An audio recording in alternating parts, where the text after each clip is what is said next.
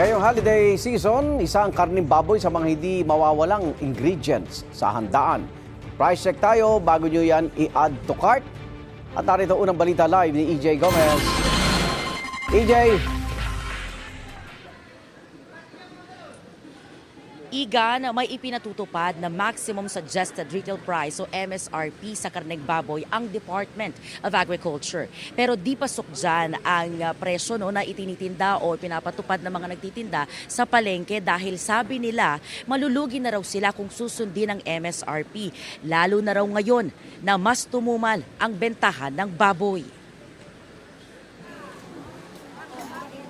Tuwing Disyembre, kalimitang nagtataasan ang ilang bilihin sa palengke, lalo na ang mga pangunahing sangkap sa mga putahing iniluluto sa Noche Buena at Medianoche, gaya ng karneng baboy.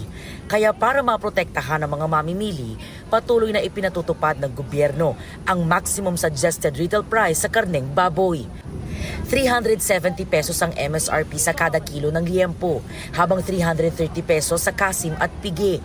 Kung ikukumpara ang presyo sa ilang palengke, gaya rito sa Marikina Public Market, mas mataas ng 20 pesos hanggang 30 pesos sa MSRP ang tindang karneng baboy.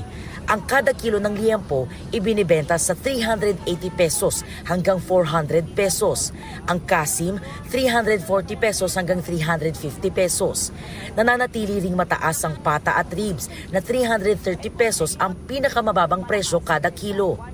Sabi ng tinderang si Vina, napipilitan lang daw silang magtaas ng kanilang presyo dahil mahal din ang kuha nila sa supplier.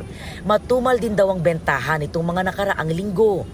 Alam naman po na may SRP, kaya lang po yung presyo pa po kasi sa supplier, mataas pa rin po talaga. At matumal din po talaga yung bentahan. Kaya mataas pa rin po talaga yung bentahan ng baboy. Dati po kasi mas marami silang bumili, ngayon po unti-unti na lang.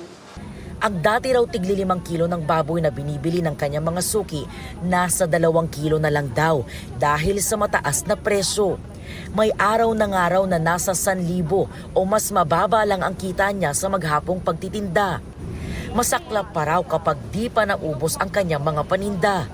Ang ilang tindera na dati raw kumukuha ng isang buong baboy, kalahati na lang daw ang ino-order dahil sa tumal at mababang demand. Ang mamimili si Marvy nasasagad na raw sa araw-araw na lang na pagdiskarte para kahit papaano ay may kitain pa rin sa negosyo niyang barbecuehan.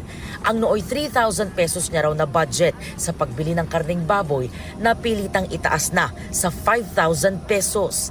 Sa darating na Noche Buena raw, adobo at menudo na lang ang putahing baboy na lulutuin niya para sa pamilya. Para magkasya yung pera po, dagdagan na lang po ng gulay. Dapat bumaba na po yung presyo ng baboy. Kasi sobrang taas po talaga ng presyo po.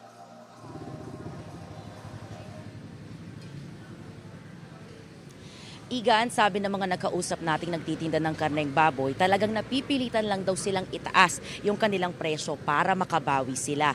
Baka nga raw mas tumaas pa ng kaunti yung presyo sa mga susunod na araw hanggang matapos itong taong 2025. Sabi naman ng DA, ang mas matumal na bentahan ng karneng baboy ay marahil dahil sa mas maraming Pinoy na raw yung pinipili na lang na bumili ng lutong putahing baboy. At yan, ang unang balita mula po dito sa Marikina City. EJ Gomez para sa GMA Integrated News. Igan, mauna ka sa mga balita, mag-subscribe na sa GMA Integrated News sa YouTube para sa iba't ibang ulat sa ating bansa.